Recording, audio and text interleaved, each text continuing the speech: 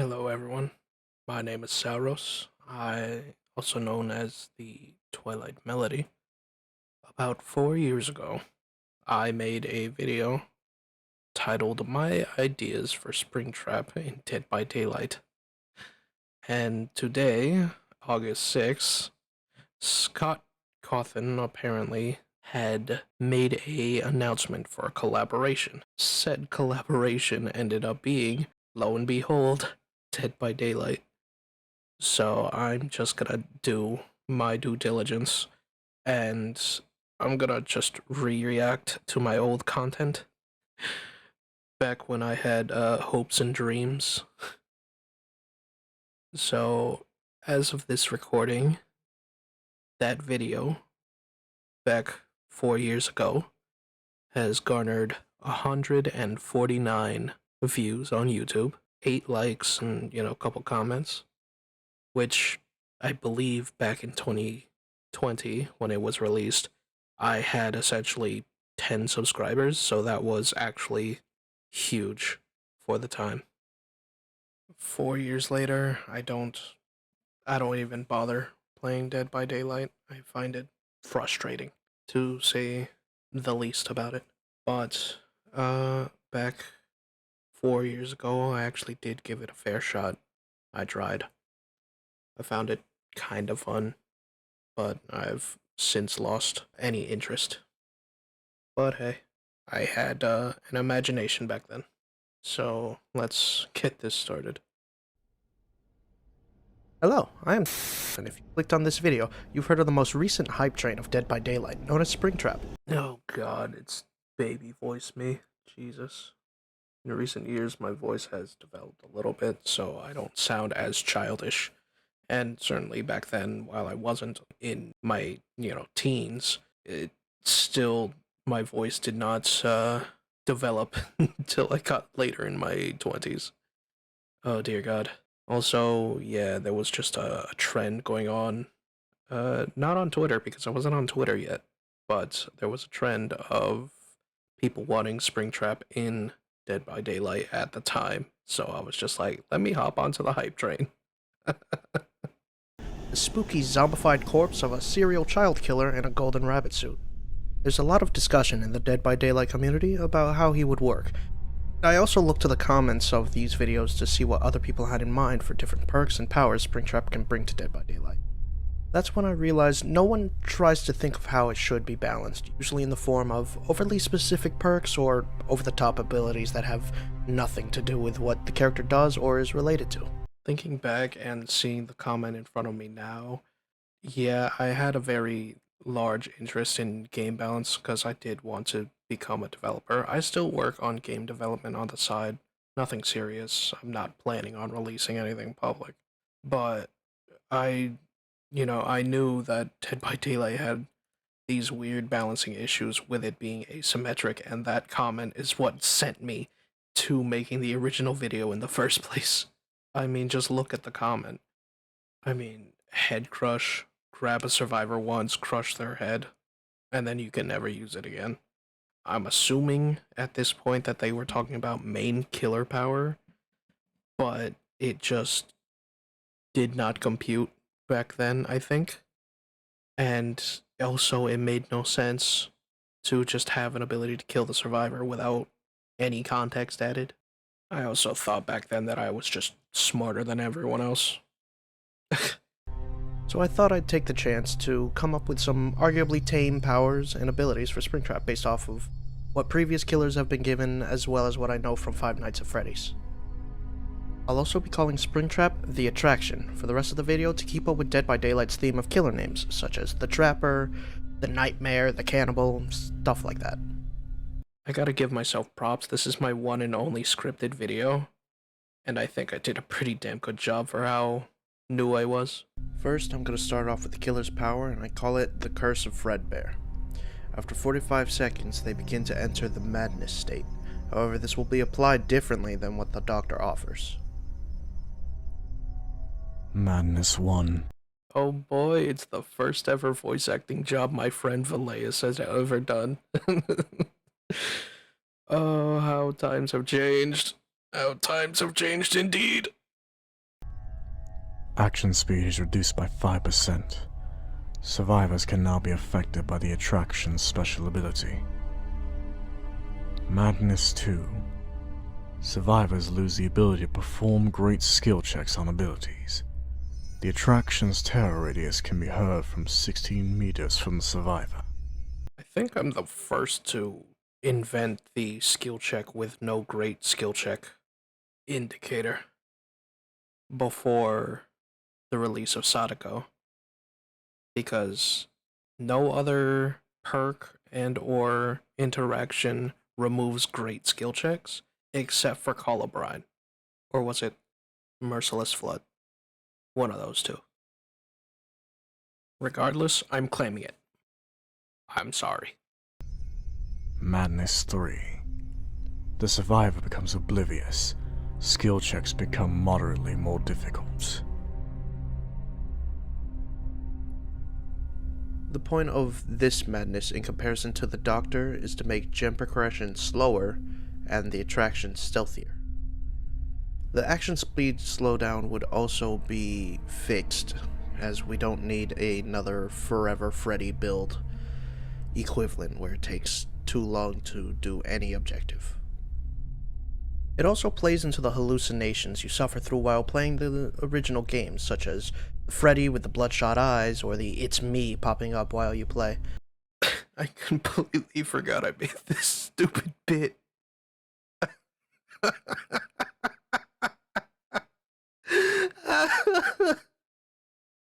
Popping up while you play. But you can't have madness without a way to apply it, so I propose this special ability. Special ability. Soul of Agony. I'm actually kind of freaking out a little bit because I just searched it on YouTube. On July 27th, the Game Theorists uploaded a video on Five Nights at Freddy's, the third book, I believe. One of the Fazbear Frights, the first of them. It mentions a scientist named something Taggart, and how agony is a power source, essentially. My video was uploaded 5 days or 6 days before Game Theory uploaded that, and that was the first time that agony was introduced in like a lore perspective, because I don't read the books myself. I'm actually kind of freaking out that I managed to get agony as a thing before it was actually mentioned. I probably freaked out about this too back in the day. I also can be completely wrong in my assumption, and there's probably an early video that mentions agony, but it's late. I'm not gonna scour through everything. Place down a Soul of Agony in front of the attraction or within a locker. When the survivor steps near the Soul of Agony, it will rush towards them through all obstacles, making a loud noise, and blind the survivor, forcing them to scream. It increases madness. I know for a fact that I'm probably the first one to mention blinding survivors as a mechanic, because I don't know whose perk it was does it now, and the only other way to get blinded back in the day was looking at someone else's firecrackers, or your own. This ability is a lot like Freddy's Dream Snares or the Doctor's Shock Therapy to really emphasize his jump scare abilities, especially on more compact maps such as the game or Larry's Memorial or the new Midwich Elementary. I thought it was a little too cut and dry, so I decided to take a step further and really boost the killer to new levels. Special ability. Remnant. When a survivor is within Madness 3 and picked up by the attraction, they may be taken to a spare suit. While survivors in a spare suit, they suffer the blindness effect and can be sacrificed as if they were on the hook. When a survivor dies in a spare suit, the attraction can possess the new body, switching between them. When you swap suits, you are undetectable for 10 seconds. I personally thought this would be an excellent spin on the FNAF suit stuffing, as it was Afton's goals in the books to make himself immortal through the power of Remnant.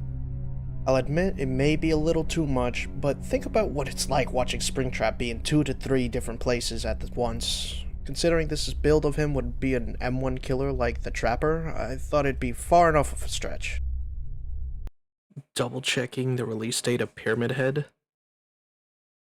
He was probably the inspiration for the spare suits, but I think I also technically came up with the mechanic for what the Unknown is, as the Unknown can clone himself and teleport to his clones. What the fuck? I was a genius. What the fuck? Onto the perks. Personally, I feel the perk system in Dead by Daylight should be reworked to a different kind of system.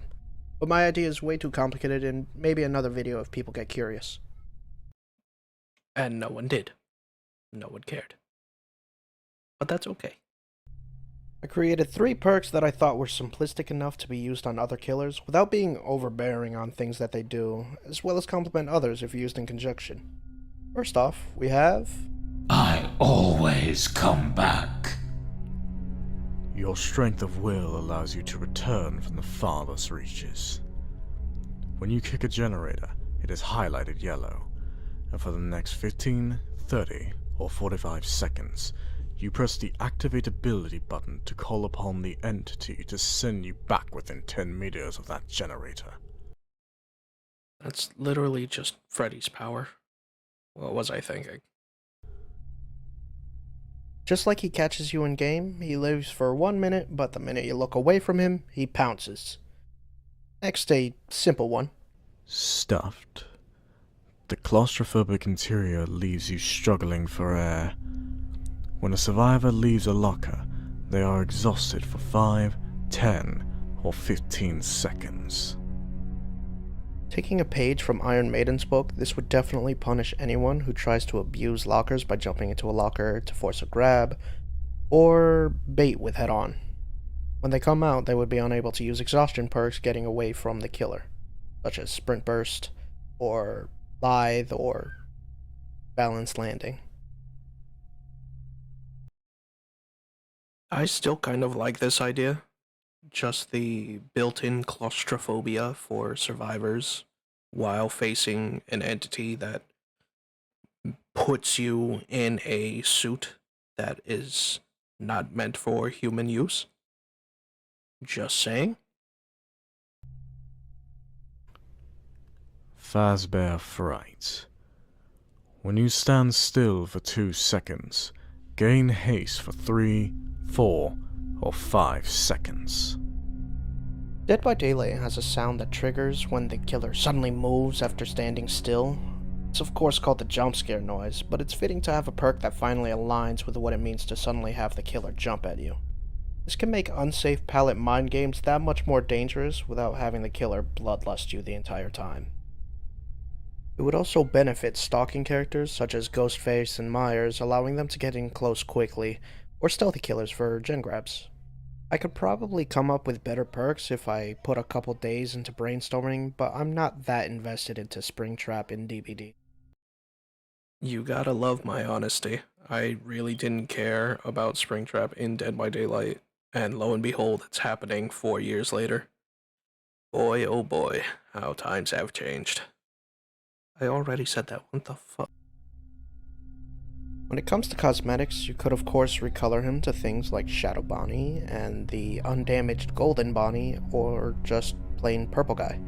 But other than that, you have your options such as Freddy and Foxy and Chica and the like.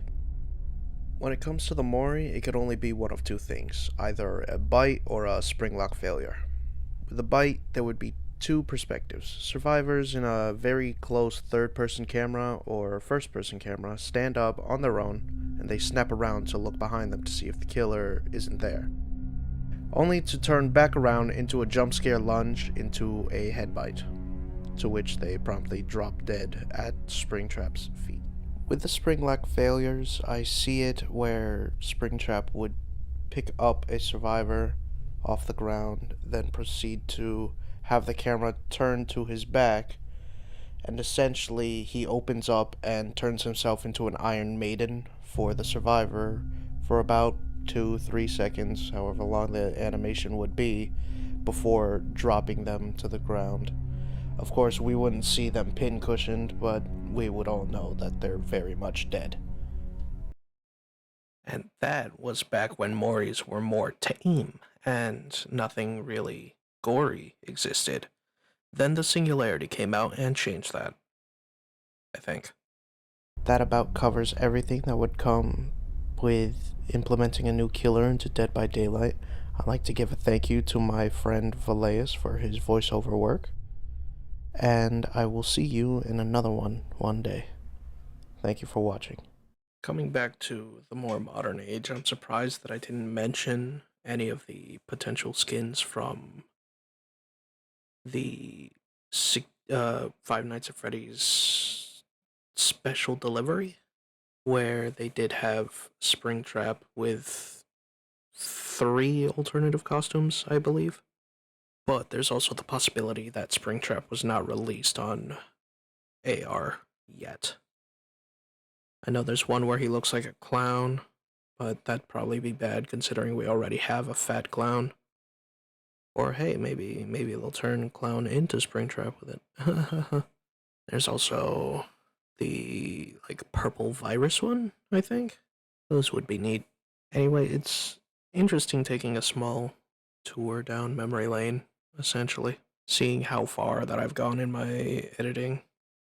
I've noticed some things that I'm not going to point out here from what I used to not do back in the day in comparison to what I do now. For example, subtitles were not a thing back in the day for me. Apparently. They probably would have really helped any amount of retention, but I did see the retention graph on that video, and it was pretty decent. People, I believe it said 54% of people would watch about 3 minutes through, and then it dwindled down to 12% getting to the end. So apparently it grabbed enough attention. As of right now, we do not have any information as to what the collaboration will be. But as to right now, we can only guess until it comes out. We'll see how much I got right, how much inspiration that I accidentally manifested into Dead by Daylight. Probably not a single thing, but one good dream. If you made it this far into the video, why? But thank you for taking this small journey with me. I made this video more for me than for anyone else. My time as a content creator there's just too much going on for me. As I like to say in my streams, thank you all for being such a wonderful audience, and I will see you all in the next Twilight. Good night.